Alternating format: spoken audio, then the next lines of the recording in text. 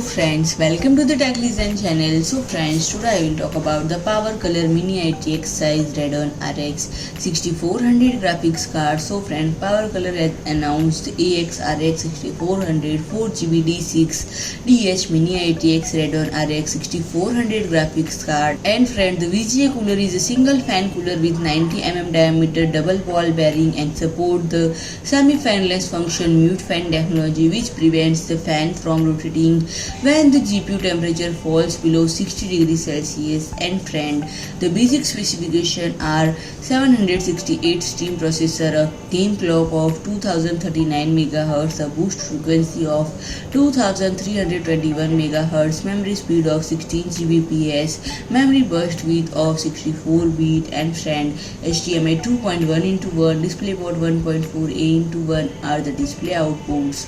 And friend, the bus interface is PCI-Express 4.0x16x16 form. There is no need for an extra power connector. And friend, the card is 165mm long, 125mm broad and 40mm thick, and it weighs about 370 grams. So friend, if you like my video, please do like, share and comment, and don't forget to subscribe my channel and press the bell icon.